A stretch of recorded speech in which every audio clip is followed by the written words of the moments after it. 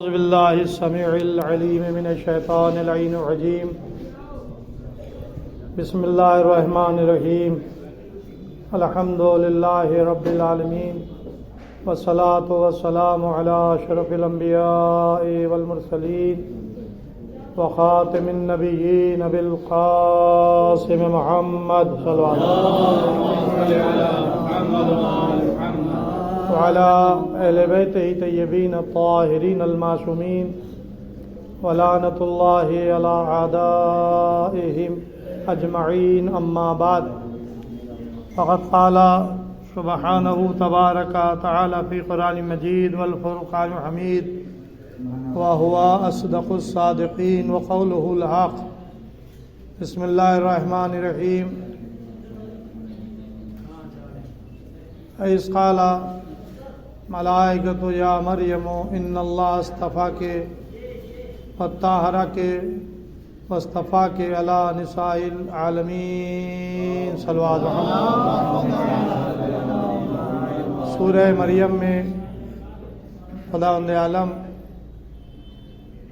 ملائکہ کے اس خطاب کا ذکر کر رہا ہے جو وہ ملائکہ جناب مریم سے کرتے تھے. جب جناب مریم محراب عبادت میں کھڑی ہوتی تھیں تو ملائکہ آواز دیتے تھے کہ یا مریم ان اللہ اصطفاک، اے مریم اللہ نے آپ کو چن لیا ہے، منتخب کیا ہے. وطہرک اور پاک رکھا ہے. واصطفاک علی نساء العالمین اور آپ کا انتخاب عالمین کی عورتوں پر ہوا ہے. یہ جناب مریم کی وہ خصوصیات ہیں جس کا ذکر اللہ نے اپنی کتاب قرآن مجید میں کیا. اللہ نے جناب مریم کو منتخب کیا،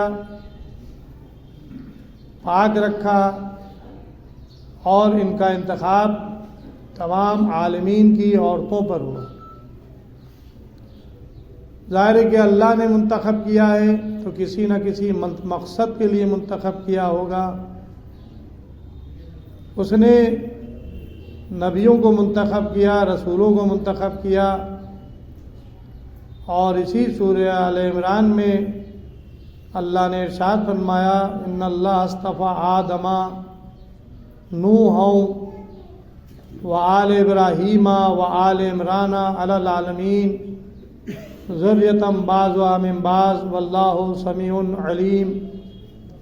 اللہ نے آدم کو چنا، نوح کو چنا، ابراہیم کی آل کو چنا، عمران کی آل کو چنا، پورے عالمین کے اوپر، جس میں بعض کی ذریت ہے. اللہ سننے والا بھی ہے اور جاننے والا بھی ہے. تو یہ انتخاب انبیاء اور مرسلین کا انتخاب تھا. اور اللہ جب منتخب کرتا ہے تو اس کی نظر انتخاب کسی محدود طبقے پر نہیں رہتی، کسی محدود شہر پر نہیں رہتی، کسی محدود قبیلے پہ نہیں رہتی ہے، بلکہ اس کی نظر انتخاب پورے عالمین کے اوپر ہوتی ہے. عالم بھی نہیں، یعنی دونوں آیتوں میں لفظ عالمین استعمال ہوا ہے. اور ظاہر ہے کہ جب عالمین کی اگر کوئی تشریح کرے گا تو اس میں یہ دنیا ایک عالم شمار ہوگی، نہ جانے کتنے عالم اللہ نے خلق کیے ہیں. تو اس کے پیدا کیے ہوئے عالم وہ جب نظر انتخاب کرے گا تو پورے اپنے خلق کیے ہوئے عالمین جتنے بھی عالم ہے سب پر نگاہ ڈال کر منتخب کرے گا. علی العالمین، اپنے لیے اس نے کہا رب العالمین، اپنے رسول کے لیے کہا رحمت للعالمین. یعنی جہاں جہاں بھی اس کی نگاہیں تو وہ محدود طبقہ نہیں ہے بلکہ لامحدود طبقہ ہے. پورا عالم یعنی عالمین. تو اب جناب مریم کو جو عالمین پر منتخب کیا ہے تو کس مقصد کے لیے؟ جناب مریم کا کوئی عہدہ نہیں ہے، کوئی منصب نہیں ہے. ایک ماں اور باپ نے نظر مانی تھی کہ میرے کیا جو بچہ پیدا ہوگا میں اللہ کے گھر کے لیے اس کو مخصوص کر دیں گے خدمت کے لیے۔ گھر کون سا تھا؟ بیت المقدس، جہاں یہ جنگ ہو رہی ہے، یروشلم، جناب سلیمان پیغمبر کا تعمیر کیا ہوا گھر، بیت المقدس کے لیے وقف کر دیں گے۔ اللہ کا گھر بنا جاتا تھا، اس کی عبادت ہوتی تھی وہاں پہ اللہ کے گھر میں، اور مسلمانوں کا قبلہ اولیٰ بھی ہے، یعنی مسلمان جب اللہ کی طرف سے مسلمانوں پر نماز فرض ہوئی تو مسلمانوں کا قبلہ خانہ کعبہ نہیں تھا، پہلا قبلہ بیت المقدس تھا۔ بعد میں مدینے آنے کے بعد ایک مسجد ہے جو حضرات زیارت کے لیے جاتے ہیں مدینہ منورہ، وہ اطراف کی جب زیارتوں پہ جاتے ہیں تو ایک مسجد ملتی ہے ذو قبلتین کے نام سے۔ یہ ذو قبلتین کیا ہے؟ دو قبلے والی مسجد، یعنی اس مقام پر پیغمبر اسلام نماز پڑھا رہے تھے اور عین حالت نماز میں قبلہ تبدیل ہونے کا حکم آیا۔ اللہ کے رسول نے نماز ختم ہونے کا بھی انتظار نہیں کیا، آپ نے اپنا رخ بیت المقدس سے خانہ کعبہ کی طرف موڑ دیا۔ تو ایک نماز میں دو قبلوں کی طرف جو رسول نے نماز پڑھی، وہاں پر ایک مسجد تعمیر کی گئی جس کو آج مسجد ذو قبلتین کہتے ہیں، یعنی دو قبلہ والی مسجد۔ تو یہ خانہ کعبہ بعد میں قبلہ بنا نماز کے لیے، سمت معین کرنے کے لیے نماز کی، لیکن پہلا قبلہ ہمارا بیت المقدس تھا۔ تو جناب مریم کو اللہ نے، ایک ماں باپ نے نذر مانی تھی کہ ہم اللہ کے گھر کے لیے، اللہ کی خدمت کے لیے اللہ کے گھر کی مخصوص کر دیں گے، وہاں جناب مریم پیدا ہوئی۔ اب ظاہر ہے کہ عورت اور مرد میں فرق ہوتا ہے، لیکن اللہ کی مرضی یہی تھی۔ بہرحال نذر کا پورا کرنا واجب ہوتا ہے، لہذا جب تھوڑا یہ سمجھدار ہو گئی تو ان کے ماں باپ نے ان کو بیت المقدس پہنچا دیا۔ یہ ہماری نذر تھی کہ اللہ کے گھر کی خدمت کرے، لہذا میں اس بچی کو بیت المقدس تک لے آیا۔ اب ظاہر ہے کہ وہاں پہ بڑے بڑے یہودی علماء تھے،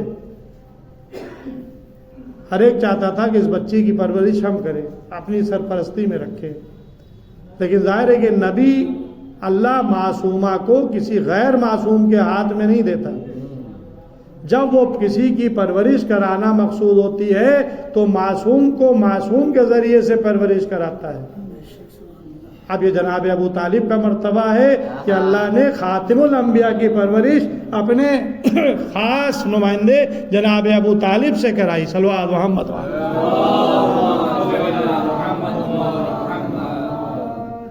ظاہر ہے کہ یہ مختصر سی مجلس ہے اور موضوع آگے جانا ہے، وقت کا بھی خیال ہے، ورنہ جناب ابو طالب کوئی معمولی شخصیت کا نام نہیں ہے، ایک تو کل ایمان کے باپ ہے، کیا کہنا، اور پھر قرآن میں جو یہ آل عمران کہا گیا، ان اللہ اصطفى آدم نوح و آل ابراہیم و آل عمران علی العالمین ذریۃ بعضها من بعض، یہ آل عمران جناب ابو طالب ہی ہیں، اور قرآن میں جناب ابو طالب کے نام سے پورا سورہ نازل ہوا ہے۔ آپ ان کے ایمان میں بحث کرتے ہیں اور اللہ ان کے نام سے سورہ نازل کر رہا ہے۔ نعرہ سلوات۔ ابو طالب تو یہ کنیت ہے، نام نہیں ہے۔ عرب میں جو اولاد کسی کیا پہلی پیدا ہوتی تھی اس کا نام جو رکھا جاتا تھا اسی کے نام پر باپ کو بھی پکارا جاتا تھا۔ جیسے رسول خدا کیا بیٹا پیدا ہوا، کیا نام رکھا؟ قاسم، تو پیغمبر کی کنیت کیا ہوئی؟ ابو القاسم، ہے نا۔ تو اسی طرح سے جناب ابو طالب کیا جو بچے پیدا ہوئے، بیٹے پیدا ہوئے، تو بیٹوں میں سب سے بڑے بیٹے کا نام طالب تھا، اس لیے ان کو ابو طالب کہا جاتا ہے، طالب کے باپ۔ یہ کنیت ہے، بڑے بیٹے کے نام پر ان کو پکارا گیا، لیکن جو حقیقی نام تھا وہ چھپ گیا۔ ان کا نام، اصل نام جو تھا وہ عمران تھا، اور قرآن میں جس عمران کا ذکر آیا ہے وہ کوئی اور عمران نہیں ہے، وہ جناب ابو طالب علیہ السلام ہیں۔ صلوات محمد علیہ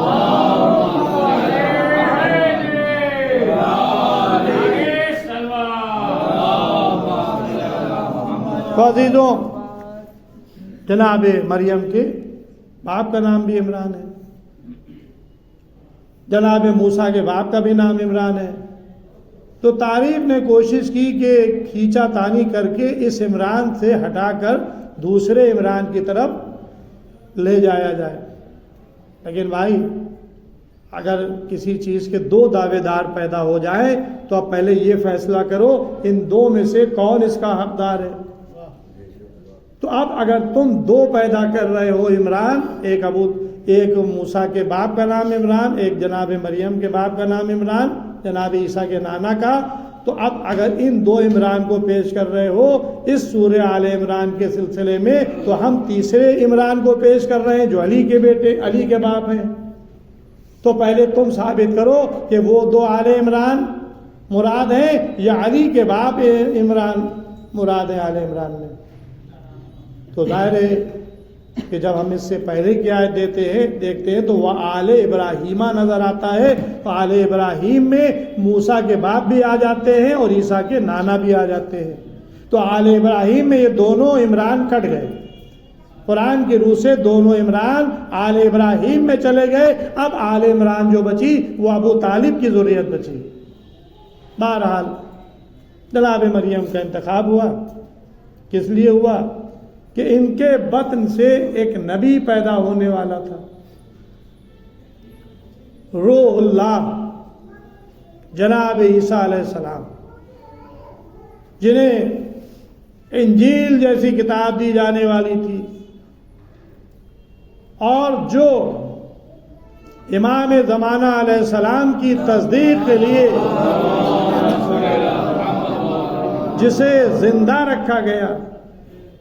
آج جناب عیسیٰ کے لیے قرآن کہہ رہا ہے کہ یہودیوں نے جو سولی پر چڑھایا وہ ان کی شبیہ تھی، ان کے مثل چہرہ بدل گیا۔ عیسیٰ کو سولی پر چڑھانا چاہتے تھے اور جس گھر میں جناب عیسیٰ کو قید کیا تھا اور وہاں پہ جو شخص تھا یہودا، وہ عیسیٰ کے چہرے میں بدل گیا اور اسی کو سولی دے دی گئی اور جناب عیسیٰ کو بلند کر لیا گیا، اور آج وہ چوتھے آسمان پر ہیں اور جناب عیسیٰ اس وقت آئیں گے جب امام زمانہ علیہ السلام کا ظہور ہوگا۔ تو عزیزوں، ایک ماں کا بیٹا آئے گا اور ایک ماں کا بیٹا اور آئے گا، کیا کہنا، واہ واہ۔ ایک فاطمہ زہرا کا لال ہوگا اور ایک مریم کا بیٹا ہوگا۔ اب دونوں میں فرق کیا ہے؟ جب یہ دونوں آئیں گے تو فاطمہ زہرا کا لال نماز پڑھا رہا ہوگا اور عیسیٰ پیچھے نماز پڑھ رہے ہوں گے۔ صلوات محمد علیہ۔ یہ جناب عیسیٰ بہرحال منتخب ہے، اللہ نے ان کی ماں کا انتخاب کیا ہے، پاک رکھا ہے۔ یہودیوں نے ان کے اوپر بہتان لگایا، لیکن قرآن کہہ رہا ہے کہ بطہرہ کے ہم نے مریم کو پاک رکھا ہے۔ تو جس کو اللہ پاک رکھے تو اسے تم نجس کیسے کر سکتے ہو؟ وہ مخدومہ معصومہ ہے، جناب مریم معصوم کی ماں ہے، خود بھی معصومہ ہے، پاک و پاکیزہ ہیں، لیکن ان کا انتخاب علی العالمین، عالمین کی عورتوں پر ہوا۔ کب؟ جب یہ پیدا ہوئی تو عالمین کی عورتوں میں دیکھا گیا، ان کا انتخاب ہوا۔ اب یہی بات ہمارے آپ کی شہزادی فاطمہ زہرا صلوات اللہ کی چھٹے امام جعفر صادق علیہ السلام ساتھ فرماتے ہیں کہ جب میری جد ماجدہ نماز کے لیے کھڑی ہوتی تھی تو ملائکہ آ کر انہیں گھیر لیتے تھے اور آواز دیتے تھے، یا فاطمہ ان اللہ اصطفیٰ کے، اے فاطمہ اللہ نے آپ کو چن لیا ہے، وطہرہ کے اور پاک رکھا ہے، واصطفیٰ کے علی نساء العالمین اور تمام عالمین کی عورتوں پر آپ کا انتخاب کیا ہے۔ اب فرق کیا ہے دونوں میں؟ وہ بھی چنی گئی، وہ بھی پاک رکھی گئی، اور ان کا انتخاب بھی عالمین کی عورتوں پر ہوا، اور یہی جملے شہزادی کے لیے آئے ہیں۔ دونوں میں فرق کیا ہے؟ اس فرق کو پیغمبر اسلام نے واضح کیا، کہا کہ مریم اپنے زمانے کی عورتوں پر منتخب ہے، اور میری بیٹی فاطمہ زہرا اولین اور آخرین عورتوں پر منتخب ہے، یعنی جتنی عورتیں جناب فاطمہ زہرا سے پہلے گزر چکی اور جتنی عورتیں بعد میں آئیں گی، ان تمام عورتوں پر انتخاب فاطمہ زہرا کا پورے عالمین میں ہوا ہے۔ صلی اللہ محمد۔ اور عزیزوں، فاطمہ زہرا کا کون مقابلہ کر سکتا ہے؟ اس لیے کہ جیسا باپ ان کو ملا کسی کو نہیں ملا، جیسا شوہر ان کو ملا کسی کو نہیں ملا، جیسے بچے انہیں ملے کسی کو نہیں ملے۔ بھائی باپ کون ہے؟ سردار انبیاء، رحمت للعالمین، یہ ہے باپ۔ شوہر کون ہے؟ سردار اوصیاء، جانشین رسول رب العالمین۔ وہ رسول رب العالمین ہیں اور یہ ان کے جانشین ہیں، تو جانشین رسول رب العالمین۔ تو اے مریم، آپ کے باپ عمران تھے، لیکن وہ معصوم نہیں تھے، وہ نبی نہیں تھے۔ اور فاطمہ زہرا کے جو باپ ہیں وہ معصوم ہیں، رحمت للعالمین ہیں، نبی ہیں، رسول ہیں، خاتم الانبیاء ہیں، تمام اوصاف جن کے قرآن میں بیان کیے گئے ہیں۔ تو یہ فرق جناب مریم کے باپ میں اور فاطمہ زہرا کے باپ میں۔ اور جناب مریم کے تو شوہر ہی نہیں ہے، تو اب شوہر کی بات ہی جانے دیجئے۔ لیکن فاطمہ زہرا کون ہے؟ علی ابن ابی طالب علیہ السلام کی شریک حیات۔ پیغمبر کی ایک حدیث ہے، اے فاطمہ، اگر علی نہ ہوتے تو تمہارا کوئی کفو نہ تھا آدم سے لے کر الی قیامت تک۔ مریم کے زمانے میں کوئی معصوم نہیں تھا جس کے ساتھ عقد مریم ہوتا، بغیر شوہر کے رہ گئیں، کنواری رہ گئیں۔ اللہ نے اپنی دست قدرت سے جناب مریم کو اولاد عطا کر دی اور نمونہ بنا دیا کہ وہ چاہے تو بغیر باپ کے بھی اولاد دے سکتا ہے۔ اس نے جناب مریم کو بغیر باپ کے اولاد، بغیر باپ کے شوہر کے اولاد دی۔ جناب عیسیٰ کے باپ نہیں تھے، شوہر نہیں تھے جناب مریم کے، لیکن فاطمہ زہرا کے شوہر علی ابن ابی طالب، اور وہ بھی رسول فرما رہے ہیں کہ فاطمہ اگر علی نہ ہوتے تو تمہارا کوئی کفو نہیں تھا آدم سے لے کر الی قیامت تک۔ اب ظاہر ہے کہ جو بعد کے لوگ ہیں اس میں سب ائمہ ہیں، سب اولاد فاطمہ ہیں۔ اب یہ شوہر کا معاملہ ہو گیا، اب آئیے اولادوں کی باری آتی ہے۔ باپ سردار انبیاء، شوہر سردار اوصیاء، اور جب بچوں کو دیکھا تو رسول کی حدیث نے آواز دی، الحسن والحسین سیدہ شباب اہل الجنہ۔ حسن حسین جوانان اہل جنت کے سردار ہیں۔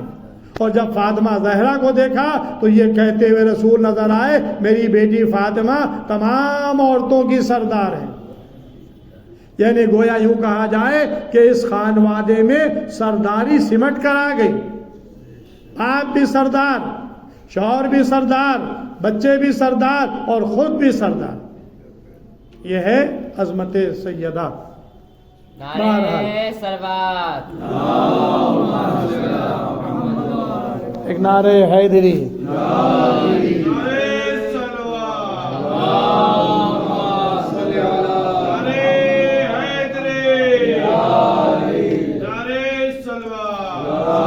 آج تقی بھائی نہیں ہے کیا؟ پھر نعرہ کہاں گیا؟ نعرہ حیدری، نعرہ حیدری، آواز بلند سلوات۔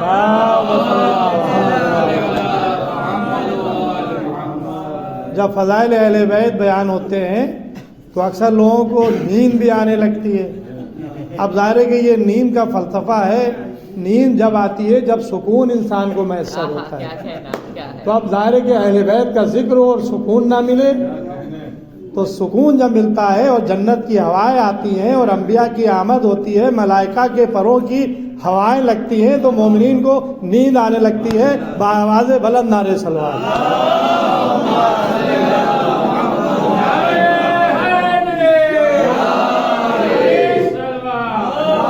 اور شاید یہی وجہ ہے کہ ہمارے کیا مجالس میں نعرے لگتے ہیں تاکہ انسان کو جھجوڑ دیا جائے، بیدار کر دیا جائے. ارے سو نہیں، ذکر آل محمد سنتے رہو. صلوات محمد والے بس. ابھی یہ آل محمد ہیں، ان کے فضائل و کمالات جتنے بیان ہوں کم ہیں. لیکن عزیزوں دونوں چیزیں ہیں. اگر ان کے فضائل کا پلہ بھاری ہے تو ان کے مصائب بھی کسی سے کم نہیں ہیں. اگر دنیا میں دیکھا جائے تو ان کے مصائب آل محمد کے مصائب میں فرق ہے. ہم نے تاریخ میں دیکھا، اور یہ ظاہر ہے کہ تاریخ جو ہے وہ عام انسانوں کی نہیں تاریخ بیان کی ہوئی ہے، معصوم کی زبان سے نکلے ہوئے جملے ہیں. 4 لوگ بہت زیادہ گریہ کرنے والے گزرے ہیں. 4 لوگ، 2 سابق میں تھے اور 2 بعد میں ہیں. سابق میں جناب آدم کا ذکر ملتا ہے. 40 سال جناب آدم نے گریہ کیا فراق جنت میں. ان کے چہرے پہ یہ آنکھوں کے پاس سے نشان پڑ گئے تھے، جیسے پانی بہتا ہے نہر کا نشان پڑ جاتے ہیں زمین پہ، ایسے ان کے چہرے پر نشان آنسوؤں کے بہنے سے پڑ گئے تھے. جناب آدم 40 سال. پھر دوسرا نام ہے جناب نوح کا، انہیں گریہ کیا. ہاں 4 نہیں 6 لوگ ہیں، 4 سابقین میں سے اور 2 بعد میں، اس لیے کہ 2 کے نام جو ہیں وہ جناب یعقوب جناب یوسف کے پدر بزرگوار. یہ فراق یوسف میں انہوں نے گریہ کیا، اور اتنا گریہ کیا کہ قرآن کہتا ہے کہ ان کی آنکھیں سفید ہو گئی تھی، آنکھیں، روشنی جاتی رہی تھی. اور جناب یوسف علیہ السلام بھی اپنے پدر بزرگوار کے فراق میں روتے تھے. قید خانے 7 سال قید خانے میں رہے ہیں، روتے تھے، یہاں تک کہ قیدیوں نے ان سے کہا اے یوسف آپ اپنے رونے کا کوئی وقت معین کر لیں، رات دن آپ روتے ہیں. انہوں نے بھی کہا ان سے. بہرحال تو جناب یوسف کا نام بھی ہے، جناب یعقوب کا نام ہے، جناب نوح کا نام ہے، جناب آدم کا نام ہے. 4 نام یہ سابق میں انبیاء کی ملتے ہیں، اور بعد میں 2 نام ملتے ہیں. ایک علی ابن الحسین زین العابدین علیہ السلام، سن 61 ہجری سے لے کر سن 95 ہجری تک 34 سال ہمارا چوتھا امام اپنے بابا کو یاد کر کے گریہ کرتا رہا. جب پانی سامنے آتا تھا آنکھوں سے آنسو جاری ہو جاتے تھے، نکلتے تھے بازار میں. اگر کوئی جانور کو ذبح کر رہا ہوتا تھا تو آپ رک جاتے تھے، کہتے تھے بھائی تو نے اسے سیراب کیا؟ کہا کہ مولا ہمارا دستور یہ ہے کہ جانور کو ذبح سے پہلے سیراب کر لیتے ہیں. مولا جب یہ سنتے تھے تو کربلا کا رخ کر کے کہتے تھے بابا ایک جانور کو ذبح سے پہلے سیراب کر لیا جائے، ہائے آپ کو کربلا میں بھوکا پیاسا ذبح کیا. چوتھے امام، بہرحال تفصیلات میں نہیں جانا ہے، چوتھے امام کے حالات ہیں. اس کے بعد چھٹا نام جو ملتا ہے وہ صدیقہ طاہرہ حضرت فاطمہ زہرا کا ملتا ہے. اپنے بابا کی شہادت کے بعد فاطمہ زہرا اپنے بابا کو یاد کر کے روتی تھی، جب تک زندہ رہی گریہ کرتی رہی. مسلمانوں کو، صحابہ کو ناگوار گزرتا تھا سیدہ کا رونا. کہلوایا گیا کہ ابو الحسن سیدہ سے کہہ دے یا دن میں رویا کریں یا رات میں رویا کریں، آپ کے رونے سے ہمارے کاروبار میں خلل پہنچتا ہے. شہزادی سے یہ پیغام مولا علی نے پہنچایا، کہا کہ ابو الحسن ان سے کہہ دو اب میں زیادہ دن اس دنیا میں نہیں رہوں گی۔ علی علیہ السلام نے جنت البقیع میں ایک حجرہ بنا دیا تھا جس کا نام بیت الحزن رکھا تھا۔ وہاں آپ اپنے بچوں کو لے کر چلی جاتی تھی، اپنے بابا پر گریا کرتی تھی۔ ہاں عزیزوں، دنیا والوں کو سیدہ کا رونا بھی ناگوار ہوا۔ تاریخ نے لکھا کہ شہزادی زیادہ دن زندہ نہیں رہی۔ آج 13 جمادی اولیٰ ہے، یہ روایت 75 دن والی ہے۔ روایات بہت سکھ ہیں۔ علامہ مجلسی نے جلائیون میں لکھا ہے کہ 40 دن سے کوئی کم روایت نہیں ہے اور 6 مہینے سے کوئی زیادہ روایت نہیں ہے۔ لہذا اس اعتبار سے مشہور روایت ایک 75 دن کی ہے اور ایک 3 جمادی الثانی کی ہے۔ اگلے مہینہ جو آ رہا ہے اس کی 3 تاریخ کو ایک وفات کی شہادت کی تاریخ معصومہ کی ہے۔ بہرحال کوئی سی بھی تاریخ ہو، یہ معصومہ کا زندہ رہنا یہ خود ایک معجزہ ہے۔ آپ غور کریں کہ جس وقت سیدہ کا دروازہ جلایا گیا اور جلتا ہوا دروازہ معصومہ پر گرایا گیا اور معصومہ دیوار اور دروازے کے درمیان میں پس گئی، ایسی حالت ہوئی کہ بچہ جو پیٹ میں تھا جس کا نام رسول خدا نے محسن رکھا تھا اس کا اسقاط ہو گیا۔ ایسی حالت میں شہزادی کا زندہ رہنا یہ معجزہ ہے۔ اور خلیفہ دوم کا غلام قنفذ، یہ لوگ اپنے ساتھ گنڈوں کو لے کر گھر میں داخل ہو گئے۔ فاطمہ زہرا روکتی رہی، نہیں مانے۔ قنفذ نے ایک ایسا تازیانہ شہزادی کی پشت پر مارا کہ شہزادی غش کھا کر زمین پر گر پڑی۔ اسی حالت میں لوگ علی کے گلے میں رسن باندھ کر کھینچتے ہوئے انہیں مسجد نبوی کی طرف لے کر چلے۔ عزیزو، جب شہزادی کو ہوش آیا تو آپ نے آواز دی، آئینہ آئینہ فضہ، آئینہ ابو الحسن، اے فضہ ابو الحسن کہاں ہے؟ کہا کہ شہزادی لوگ ان کو مسجد کی طرف لے کر گئے۔ شہزادی نے سر پہ چادر ڈالی، گھر سے باہر نکلی، دیکھا کہ لوگ علی کو مسجد کی طرف لے جا رہے ہیں۔ شہزادی نے آواز دی، خلو ابو الحسن، ابو الحسن کو چھوڑ دو ورنہ میں اپنے سر کے بال بکھرا دوں گی۔ بس عزیزو، روایت بتاتی ہے شہزادی کی زبان پہ یہ جملے آنا تھے کہ آثار عذاب الہی کے نمودار ہونے لگے، مسجد نبوی کی دیواریں بلند ہونے لگی۔ روایت ہے کہ اگر کوئی چاہتا تو اس کے نیچے سے نکل جاتا، یعنی اتنی بلند ہوئی۔ مولا علی نے سلمان کو بلایا، سلمان جاؤ بنت رسول سے کہو میرے حق کی قسم بد دعا نہ کرے، واپس گھر چلی جائے۔ شہزادی کو علی کا پیغام دیا گیا، فاطمہ زہرا گھر میں واپس آئیں، علی کو چھوڑ دیا گیا، خوف زدہ ہو گئے۔ پھر علی سے مطالبہ بیعت نہیں کیا گیا، بس میں نے مجلس کو تمام کر دیا، میں آواز دوں گا، اے شہزادی فاطمہ زہرا، ارے آپ گھر سے باہر آئیں تو آپ کے سر پہ چادر موجود تھی، لیکن ہائے ذرا کربلا کے میدان میں آئیے، آپ کی بیٹیاں زینب ام کلثوم سروں سے چادریں چھین لی گئی، خیموں میں آگ لگا دی گئی، ارے مال و ازواج لوٹ لیا گیا۔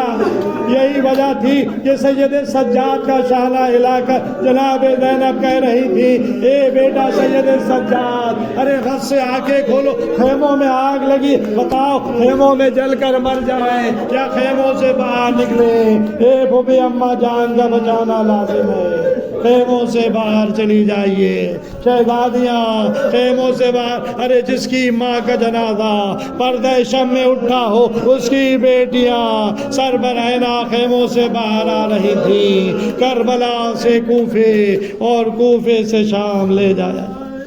انا للہ و انا الیہ راجعون، رضا بقضائہ و تسلیما لامرہ۔ پروردگار اس مختصر سی عبادت کو قبول فرما، ہمارے زمانے کے امام کے ظہور میں تعجیل فرما، ہم لوگ کا شمار امام کے ناز و مددگاروں میں فرما. انور بھائی.